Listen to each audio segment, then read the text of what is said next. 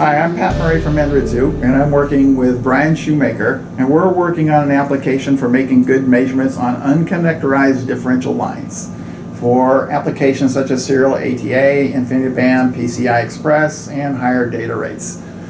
So earlier we did a video on how to extract the S4p files for the probes using an Anritsu VNA. So we're going to take use of those files and do the embedding for the probes to make this measurement.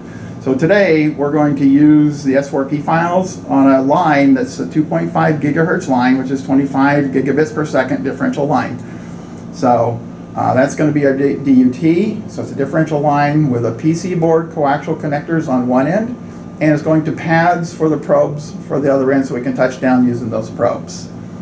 So for the demo then, we're taking advantage of GigaProbes DVT40 probes and the Anritsu's VNA to make this measurement. So the measurement criteria then is basically having a VNA on the port 1 side of a differential measurement, and we're going to be calibrated at the end of our cables. We're going to go through a differential line to the pads where we're going to touch down the probes on the port 2 differential side of the VNA. So our calibration points are going to be at the end of the cables on the port 2 side, and we're going to de-embed the S4p files that we had captured in the last video, and de-embed those and show the effects of de-embedding versus non-de-embedding those probes. Okay, so for the demonstration that we're doing today, we have an Anritsu Vector Network Analyzer connected to a GigaProbes board along with a GigaProbes probe, and we have a microscope that goes out to a PC so we can check connectivity. So, so that's the overall complete system. We'll take a look at the components inside the PC board. So so you can get a closer aspect of what the PC board looks like. So now this is where we did the calibration to the K connectors on the board. So we have coaxial connectors on one end. We have a differential line that runs through the board to some pads that touch down on the board where we can touch our probes and make the measurements. So we did a calibration up here at the connector types, and we're going to de-embed the file for the probe, so we have our calibration point is now going to be at the probe tips. We also have the microscope on here to make sure that we're making good contact on the probes.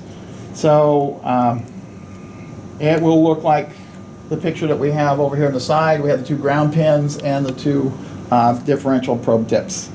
So all of that now is we're moving that into the data inside the Vector Network Analyzer and make measurements on this particular line and look at the effects of the probes that do not have a de-embedded file and the probes with a de-embedding file. Okay, so we've seen the measurement setup. Now we're going to take a look at the actual measurements. So we're going to sweep our Vectorstar from 70 kilohertz to 20 gigahertz because we're looking at a 12.5 gigahertz board. So, we've got 3 traces up. So trace 1 is the mixed mode trace for insertion loss. So that's D2, D1. We have trace 2 set up for mixed mode return loss, which is D2, D2, looking from the probe side coming back. And we have trace 3 set up for impedance measurement. So looking at D2, D2, again, looking at the impedance of the probes and the board itself. So those are the 3 traces that we're looking at. This is without the de-embedding applied. So we've calibrated to our coaxial connectors, and this is a response of the probe and the trace through the connectors.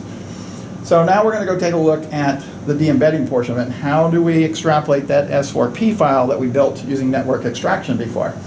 So we're going to come into our de-embedding menu. So I'm going to select measurement, and I'm going to come into edit de-embedding and edit the network.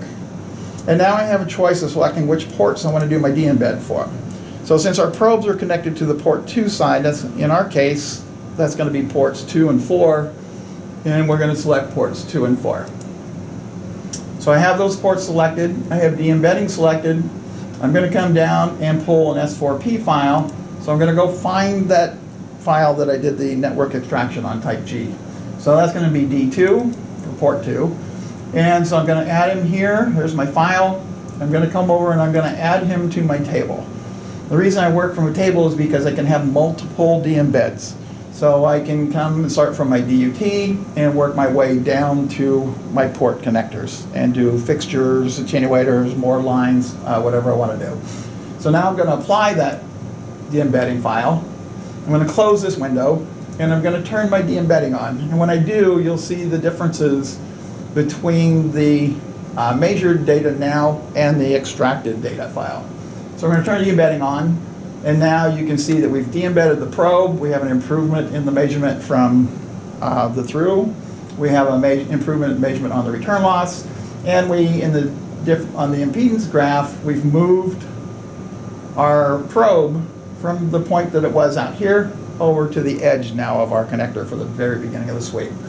So let's take a look at that, for example, since that's kind of one of the most interesting things of the measurement. So here we have the connectors on the board. This is actually the pads where the probes are touching down.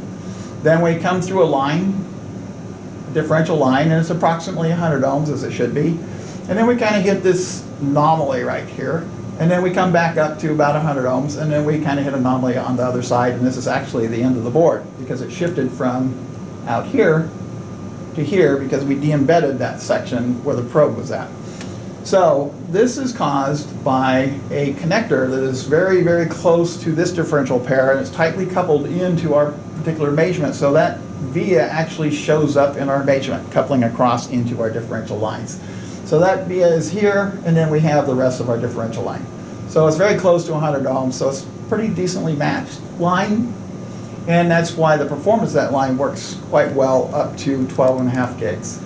If we actually look at the insertion loss at the 3 dB point, it actually works up to 13.1 gigs. So that's how you would de-embed the probe. I want to thank you for joining me today, and you have a wonderful day.